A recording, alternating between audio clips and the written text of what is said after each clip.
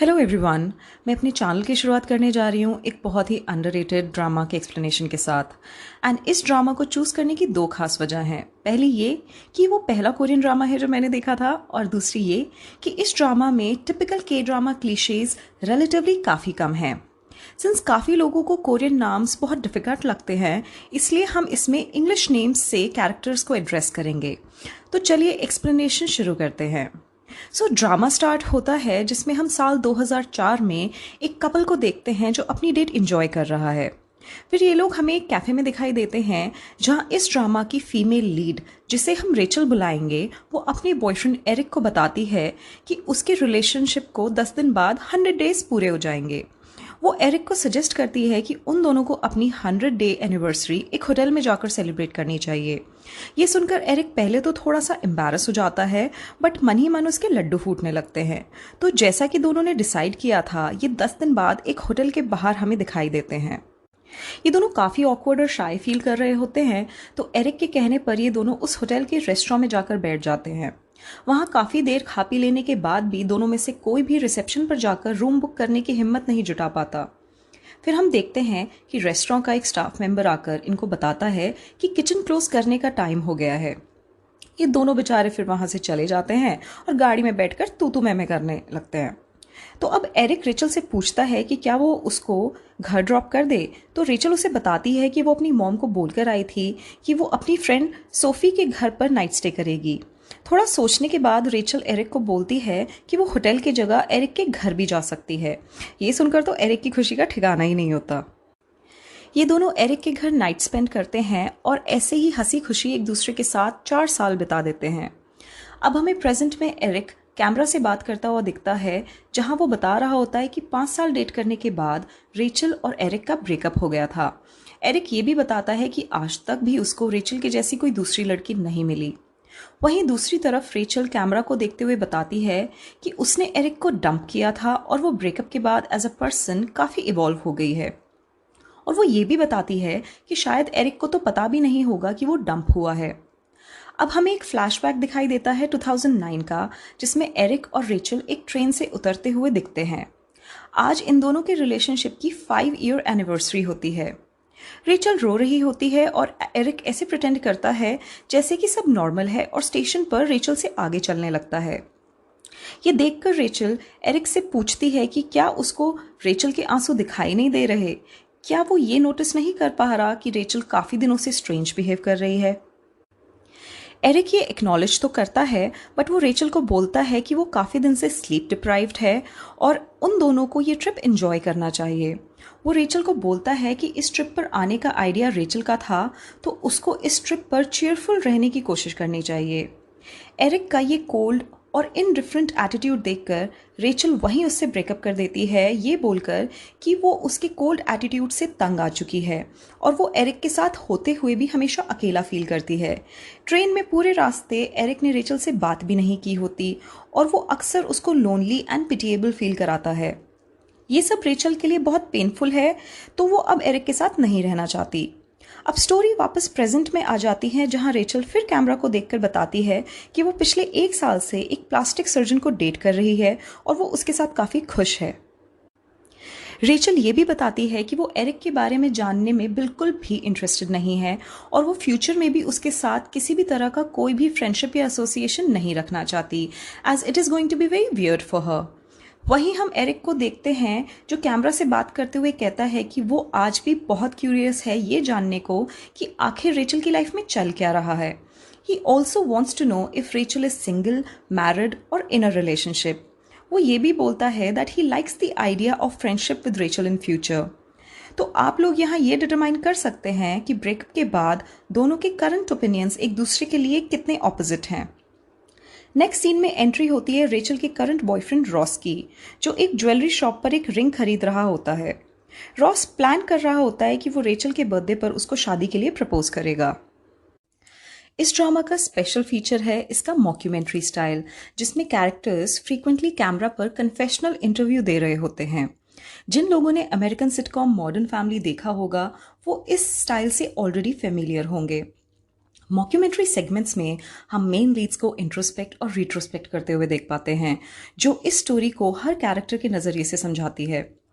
ऐसे ही एक सेगमेंट में रेचल हमें पास्ट को याद करते हुए बताती है कि वो रॉस से 1 साल पहले ब्लाइंड डेट पर मिली थी। अब इंटरेस्टिंग बात यह होती है कि रॉस उसका नहीं बल्कि सोफी का ब्लाइंड डेट होता है। रेचल की 2 बेस्ट फ्रेंड्स हैं, चार्ली और सोफी। सोफी और रेचल एक साथ अपने स्टूडियो में फर्नीचर डिज़ाइन करने का काम करती हैं। वहीं चार्ली और रॉस दोनों ही हॉस्पिटल में प्लास्टिक सर्जन्स होते हैं। चार्ली ने इसीलिए अपने कलीग रॉस को अपनी फ्रेंड सोफी के साथ ब्लाइंड डेट पर सेटअप किया होता है। सोफी रॉस को डेट स्टार्ट होने से पहले ही डिसअप्रूव कर देती है। वो रॉस को बोलती है कि उसको टॉल एंड गुड लुकिंग लड़के नहीं पसंद, इसीलिए रॉस उसके टाइप का नहीं है। चार्ली को ये सुनकर रॉस के लिए बहुत बुरा लगता है और वो रॉस से बोलता है कि रेचल भी वैसे सिंगल है। यहाँ हम देखते हैं कि रॉस और रेचल क्लिक करने लगते हैं और एक दूसरे में इंटरेस्ट दिखाने लगते हैं। तभी उस बार की ओनर आकर उन लोगों को बोलती है कि बार बंद करने का टाइम हो गया है and they should leave. But चारों में से किसी का भी मन जल्दी घर जाने का नहीं होता। रॉस के कहने पर ये सब एक पार्क की तरफ चल देते हैं, जहां जाकर ये लोग बियर पीने का प्लान बनाते हैं। पार्क में रॉस और रेचल अकेले बैठे होते हैं तो रॉस रेचल के काफ़ी नज़दीक आकर बैठ जाता है एंड रेचल से पूछता है कि वो उसके बारे में क्या सोचती है। To add on to the awkwardness, वो रेचल के बराबर में बैठकर उससे पूछता है इफ़ ही कैन किस हर। ये सुनकर रेचल उसको थप्पड़ मार देती है और बोलती है कि उसको पूछना नहीं चाहिए था, रादर डायरेक्टली किस कर देना चाहिए था। इसी तरह इन दोनों की अनइंटेंशनल ब्लाइंड डेट और इंटेंशनल फर्स्ट किस से इनका रिलेशनशिप स्टार्ट हो जाता है।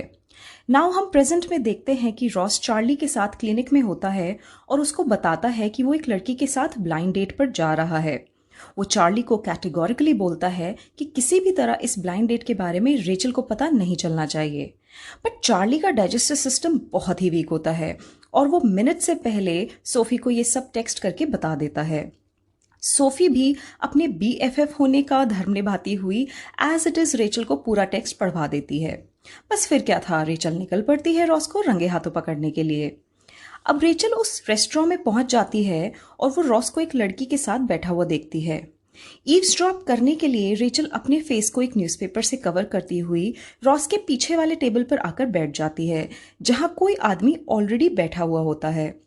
रेचल फटाफट एक पेपर पर लिख देती है कि वो अपने बॉयफ्रेंड को चीट करते हुए पकड़ने आई है। जैसे ही वो ये नोट उस टेबल पर बैठे हुए आदमी को पकड़ाती है, उसको शॉक लगता है ये देखकर कि वो आदमी कोई और नहीं बल्कि उसका एक्स बॉयफ्रेंड एरिक है।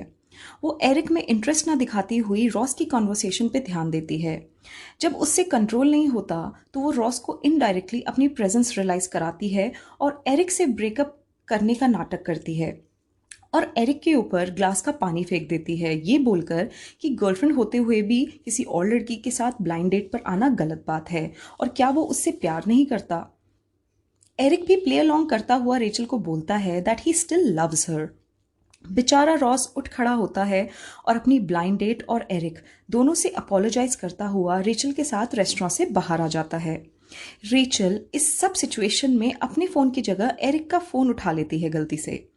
बाहर आकर रेचल को यह कहकर मना लेता है रॉस कि उसकी मॉम ने उसको 3 ब्लाइंड डेट्स पर जाने के लिए फोर्स किया था as a gift for her birthday और वो सिर्फ रेचल से ही प्यार करता है। एरिक भी उन दोनों को पैचअप करता हुआ देख लेता है। सिंस एरिक और रेचल के फोन्स ऑलरेडी रेस्टोरेंट में एक्सचेंज हो गए होते हैं तो एरिक बड़ा एक्साइटेड होता है कि अब रेचल उसको कांटेक्ट करेगी।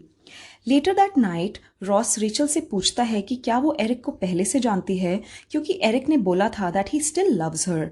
रेचल यहाँ रॉस से झूठ बोलती है कि वो एरिक को नहीं जानती और रॉस को लगता है कि वो स्ट्रेंजर एरिक बस प्ले अलोंग कर रहा था।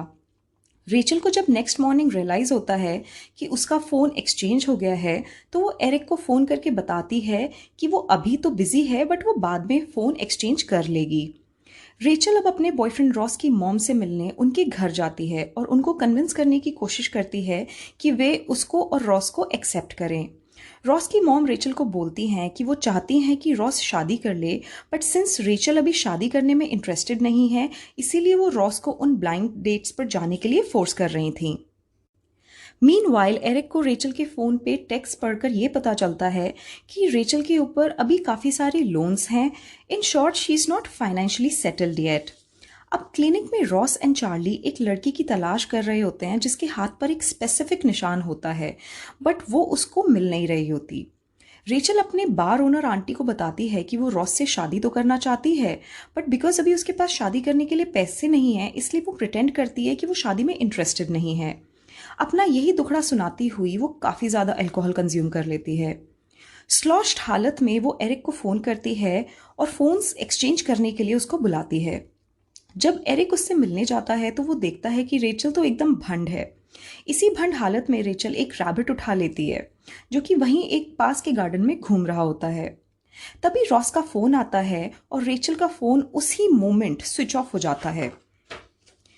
रैबिट और रेचल दोनों ही एरिक की कार में बैठ जाते हैं और रेचल को बहुत डेस्परेटली वॉशरूम जाना होता है, तो एरिक रैबिट और रेचल दोनों को ही अपने घर ले आता है। यहाँ फ्रेश होने के बाद एरिक और रेचल वापस रैबिट को लेकर लड़ने लगते हैं क्योंकि एरिक वो रैबिट अपने पास नहीं रखना चाहता था।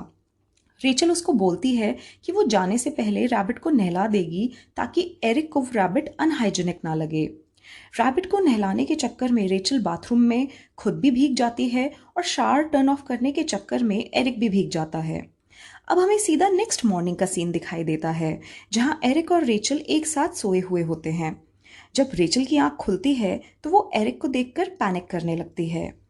इस सिचुएशन में उसकी टेंशन का लेवल तब इंक्रीज हो जाता है जब रेचल को रॉस का फोन आता है। रॉस रेचल को बोलता है कि वो उसके घर के बाहर है और वो उसका बर्थडे सेलिब्रेट करने के लिए केक लेकर आया है। रेचल उसको बोलती है कि वो अभी घर पर नहीं है और रॉस को बाद में आना चाहिए। अब रेचल जो भी झूठ बोलती है वो एक एक करके फ्लॉप हो जाते हैं, बट समहाउ रेचल के फ्रेंड्स सोफी और चार्ली उसके लिए कवर अप कर लेते हैं।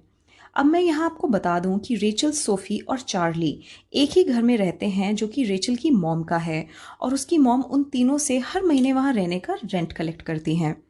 रेचल रॉस को बता देती है कि वो उसको बाद में एक्सप्लेन करेगी कि वो घर पर क्यों नहीं है, और ये कहकर वो फ़ोन डिस्कनेक्ट कर देती है।